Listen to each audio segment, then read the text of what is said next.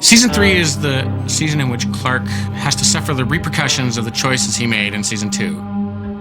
He tried to run from who he is, and he tried to escape being Clark Kent. SoCal?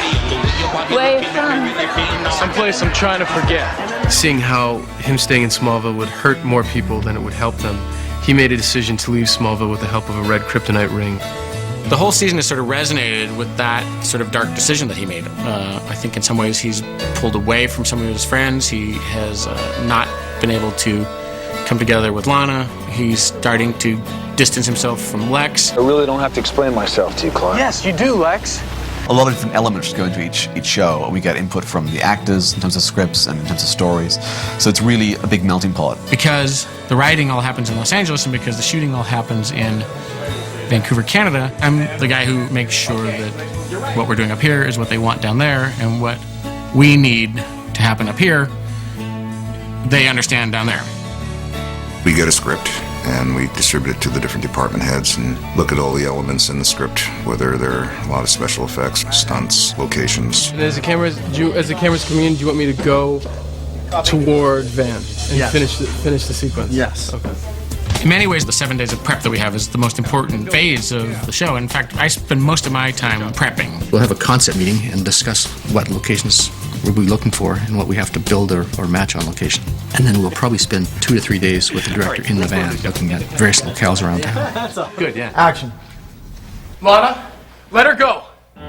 Miles and Al always had a pretty clear vision of what the show was meant to look like. I think when I came here, I was sort of able to interpret it and sort of express it to everyone. The show always takes place from Clark's point of view. There's sort of concentric rings, and when Clark is in the world that is safe for him, when he's on the farm and when he's in his home, when he does not have to keep a secret from anybody, the lighting is warm and golden, the colors are all earth tones, the camera movement is very gentle. Then there's a secondary ring where Clark is keeping a secret from people, but there's no imminent danger to him. The lighting becomes a little bit more neutral, the camera moves a little bit more, but then there's a level of danger where he is fighting someone or his secret is in danger of being threatened, and then we go to a colder look, the camera maybe goes handheld, becomes more extreme angles. Lana, let her go!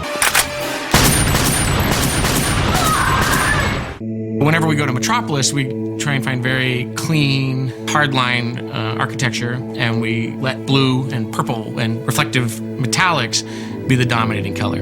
We've taken those concepts and palettes and designed the backgrounds for each character. So whenever you see Lex, for instance, in his environment, there's always a glass, steel background.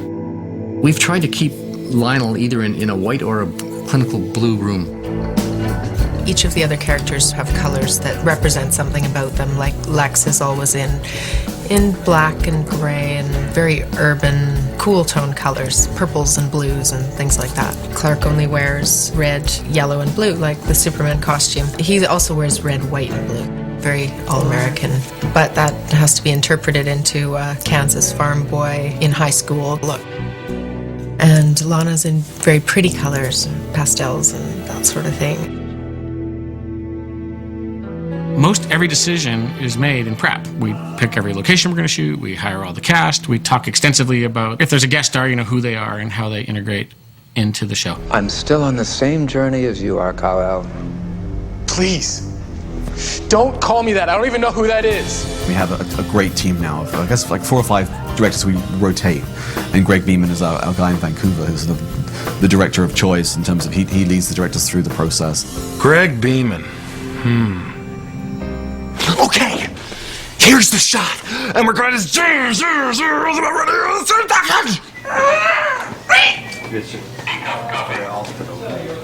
The guy drinks about 14 gallons of coffee every day.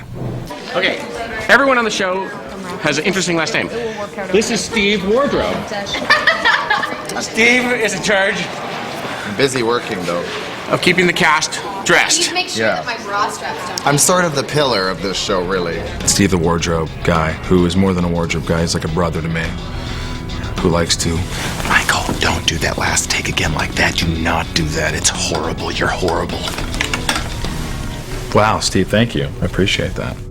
The makeup and hair department actually for Smallville is very important because of this big close-ups. So they need the hair and makeup needs to be really good because you're seeing them so close. And also things like Tom's not in high school, so it's also things like covering his 5 o'clock shadow. Michael making him look like his hair has literally fallen out.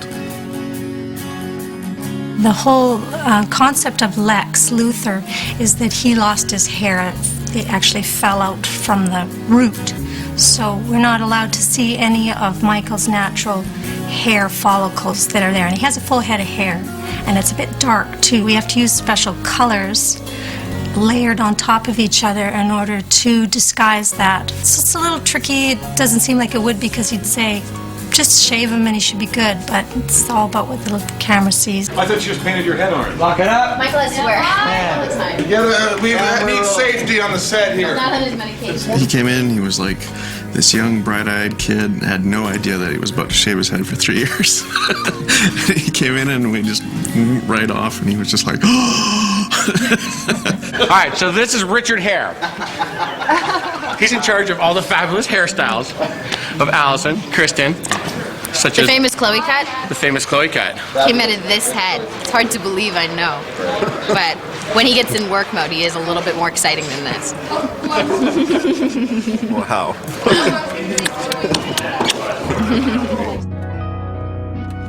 We've always tried to make Lionel's hair as big and as in Lex's face as possible. Well, I think John Glover had shorter hair when he started on the show, and I don't know whether, I can't remember now whether there really was a plan, but he just looked so gorgeous as it got longer and longer, and I think it looks amazing because it makes him look really like, a mega bucks guy.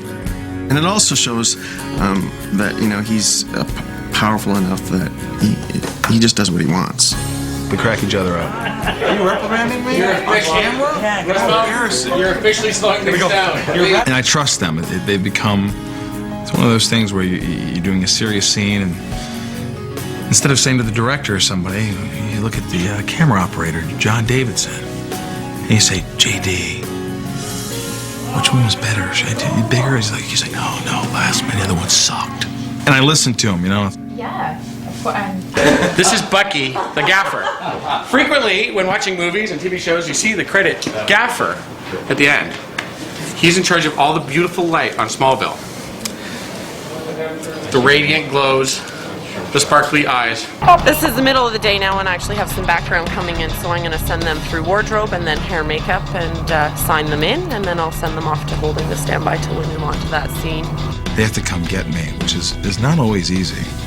I mean, I'm easy to get along with, look at me. But, Michael, they need you on set. Jen, do they really need me on set? Or are you just saying they need me on set? No, Michael, seriously, they really need you on set. Okay, Jen, I'll be there in 5 minutes. And I come on set and they're not ready. See, I know how it works. Carol, Mike. Oh, Mr. Beeman. This is on-set props and on-set decorating. So he puts all the stuff in people's hands, like... We always have props, right? Like keys and lunch bags and watches, cameras, weapons, computers, weapons. And she moves all the furniture around. Everything to camera. So that it's dressed beautifully for camera, or so that it's not in the way of the camera. We work Mike together. and Carol. I always get emotionally attached to episodes that I direct. I was really proud of Asylum, which I did in the middle of the season. It took place in the mental institution where Lex was trying to escape, and it was a struggle for Clark because he was trying to protect his secret and at the same time free his friend. You okay? I know your secret. I loved the performance that Michael gave. You son of a bitch. You did this to me. You're the one who's insane! It was also graphically a very exciting episode for me to do. We got to sort of create this mental institution, and it was a little bit of a different look than we get to do, which is fun for me. We have a somewhat limited television budget, so we frequently recycle our sets. The hospital corridor became Lex's padded cell, which became the asylum corridor in Asylum, and then later became Leah Tang's lab. So all the same walls and all the same light fixtures were just sort of turned over. In some ways, it's like a kid's building blocks. We take the walls and we mush them around differently and we paint them different colors. Of course, we have standing sets. The set that we're in, the loft, is a stupendous set. It's a feature film set. It's really a real barn that was built on a soundstage. When we designed the Kent barn, we wanted this huge cathedral that Clark could escape to, and his loft would be this, every kid's fantasy place that they'd go and escape to. Most barns aren't like that. No. And most barns really smell. You wouldn't be hanging out there a lot. Or having romantic dinners up in your loft, in your barn.